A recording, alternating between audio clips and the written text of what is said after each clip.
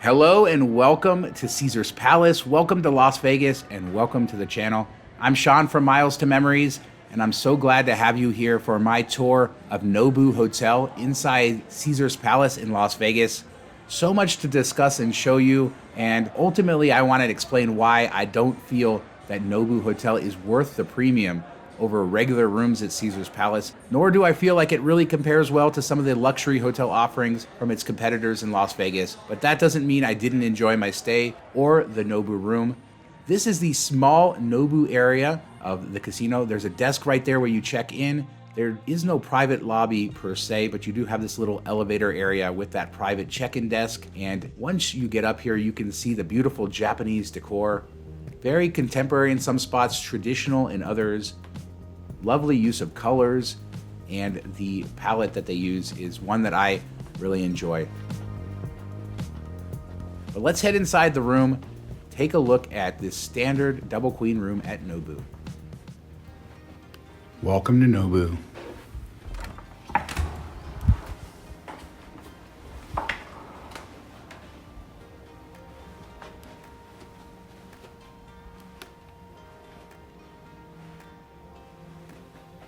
This room is right in the heart of the old towers at Caesar's Palace. Doesn't give a great view, but very attractive decor, lots of woods being used. Definitely some signs of wear here. There's a mini bar, snacks. And of course, don't remove it with the fees.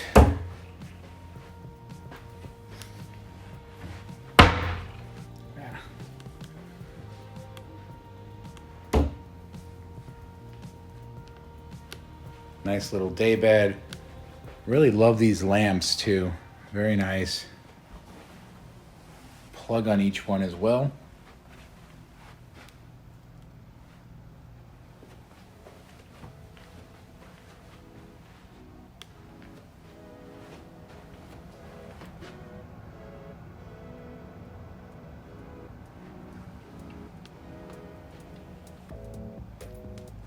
Let's head into the bathroom.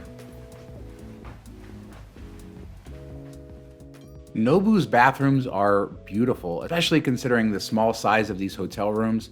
Has a gorgeous walk-in shower, beautiful fixtures everywhere that fit well within the theme, and nothing to complain about as far as this room, other than it is a little worn in spots and the overall size is probably smaller than you want in a luxury hotel.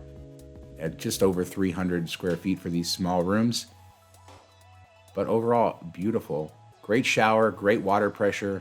The bedding is definitely a step up over other Caesars properties and even the beds at Caesars Palace. So great duvets, soft sheets, all of that you will find here. And honestly, no complaints in that area. The only real knock on this room is the size. The price, which is often 3 times what you can pay for better rooms or bigger rooms at Caesar's Palace, and the furniture being a little bit worn. And despite what I said earlier about there being no great views, you do get an Eiffel Tower view, which I'll show you in just a little bit. Here's another look at the room.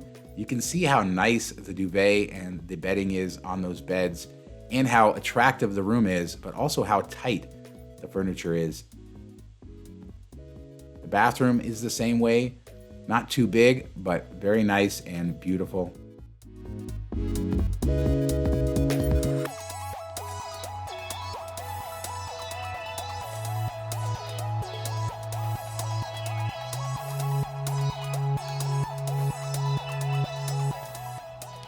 Overall, a solid room, but not a great value.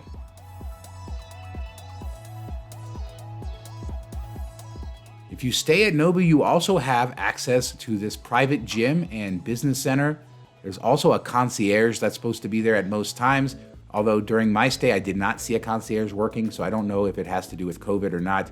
But this gym is private to the guests of Nobu Hotel. There's only 181 rooms in Nobu compared to almost 4,000 rooms in Caesar's Palace. So I can imagine this is a much more private and intimate spot And as you can see, tons of equipment, everything that you need is right here. And if you head just outside, they have the concierge area and the business center with places to sit and relax. The same beautiful Japanese decor is here as well. And I could see this being a great place to have a business meeting or to work for an afternoon. And that's great considering how small the rooms are. Give you these extra public spaces that are only available to Nobu Hotel guests. If you're wondering why I'm not sure it's such a great value, here's my room in June of 2020 at Augustus Tower. These rooms feature separate tubs and showers, probably about twice the space. Is the decor as nice? No. Was the bed quite as nice? Probably not. But it also had spectacular views of the Bellagio fountains, and I paid about a third of what I would have paid for Nobu on a comparable night, so just keep that in mind as you consider this hotel. One nice thing that all of the hotels at Caesar's Palace, all of the rooms at Caesar's Palace have access to are these pools, which are designed to look like Roman baths. And they're beautiful, really beautiful area. I love the orange cushions on all the lounge chairs, and there's tons of areas to lounge around, lots of cabanas if that's your sort of thing. But this is one of the nicer pool areas aesthetically. There's nothing special, there's no lazy rivers or anything like that, just sort of regular pools. But they do have swim up bar, they have pools all spread around. Let's take a look a little bit, and then I'll be back with you.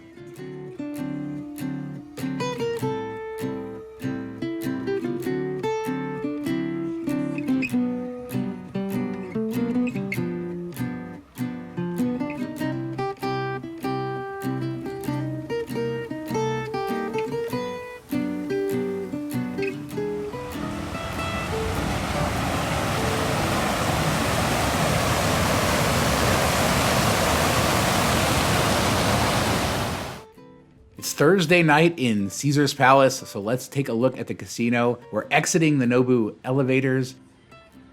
There's the Monte Cristo cigar bar and one of the coolest venues in Caesar's Palace, Cleopatra's Barge, which has seen various lives over the years, but I'm so glad it's still there and one of the cooler little venues inside Vegas. Tons of history there.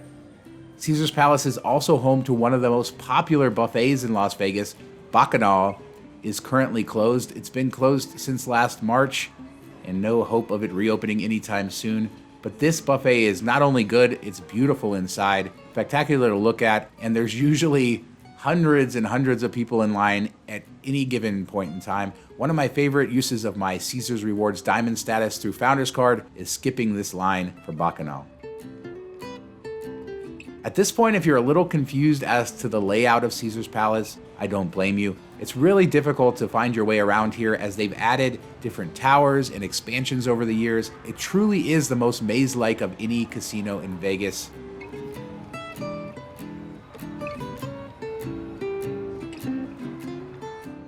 Now this front area, this older area of the casino is known for its low ceilings. And I know a lot of people don't like that, but as you get to some of the newer areas, as you'll see later on, the ceilings get higher and it looks much nicer. But first we're gonna head outside. This is the Caesar's Palace lobby, the main lobby for this 4,000 room hotel. Spectacular, beautiful paintings. It feels very, very Roman.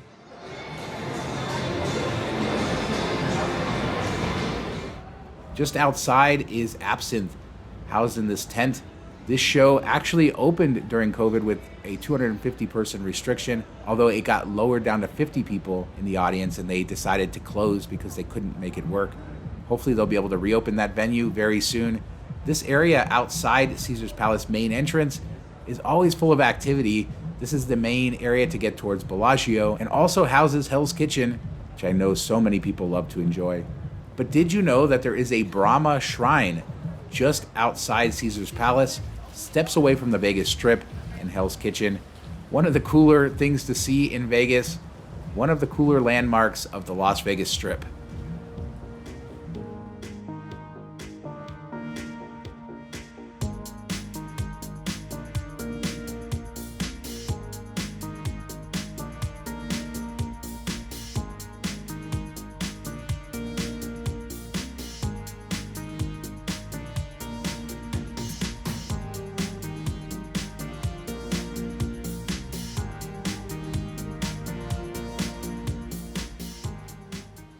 One of the other Vegas Strip icons at Caesar's Palace are these fountains, which have been out in the Strip for a very long time, since the 1960s.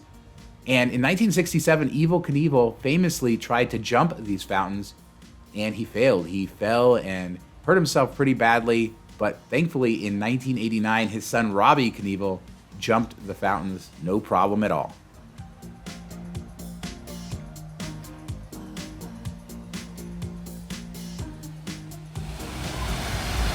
Only 2 of the fountains are turned on. The third one isn't for some reason.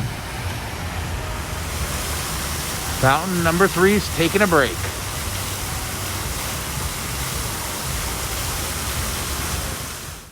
Can you imagine jumping that in a motorcycle? Pretty crazy. The Nobu Tower sits there, built in 1970 as the Centurion Tower.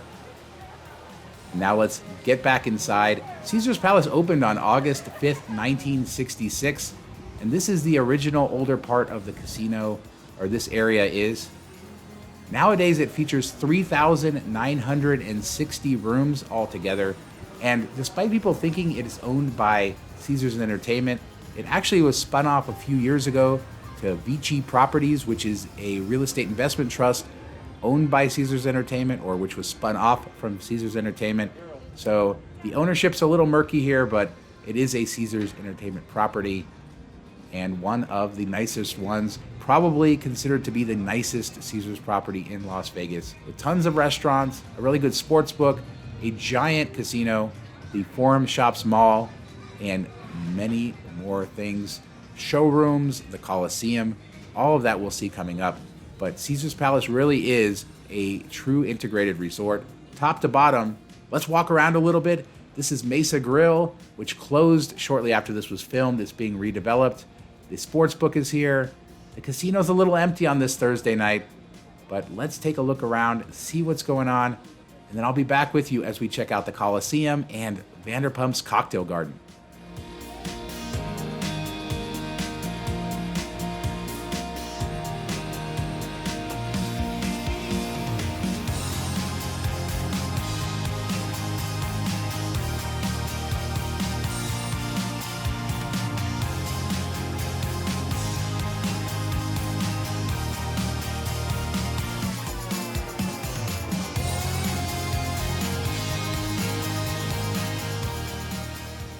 This is the famous Colosseum, and this casino area was added around the same time, and it's really strange to see how empty it was here on a Thursday night. In the distance, you see some construction walls. That's the food court that's been redeveloped in Caesars Palace. They're taking advantage of some of this downtime to fix up the property just a little bit. Now, this area also connects to the Forum Shops, and like I said, so much under one roof. Even if it is a little maze-like, there are lots of things to do around here, including Vanderpump's Cocktail Garden. I checked it out with a couple of friends who used their $100 celebration dinners here for drinks and for appetizers. The decor is really cool, and the atmosphere very nice. I really liked it. If you watch the Vanderpump Rules show, then of course you'll want to check this out. My friend Mark definitely enjoys that show. We had goat cheese balls and truffle chips and sliders, and everything tasted delicious. Prices aren't cheap, but the food was good. Now we're on to Nobu Way, the Homestead Steakhouse on the left, Nobu Restaurant on the right. This is the main way from the casino to that Nobu Hotel, and it's one of the corridors that connects through in this maze-like structure. Overall, I had a great stay at Nobu. And as I said in the title, I just don't see that it's worth the premium over the regular Caesars Palace rooms, especially like the Augustus Tower and some of the newer rooms. But I don't have anything to complain about. Nobu is great. The rooms are a little bit more expensive, and unlike some of its competitors, it doesn't have a private lobby or check-in. I don't know that it measures quite up to some of the luxury properties in Vegas. But overall, if you like Nobu, if you're willing to pay the price and you like the furniture and decor, I don't think you'll be disappointed. But just consider some of the other rooms at Caesars Palace or some of the other luxury hotels on the Strip where you may get a better value or a better room. Let me know what you think about Nobu in the comments. Don't forget to like, subscribe, share. Thanks so much for watching. See you next time.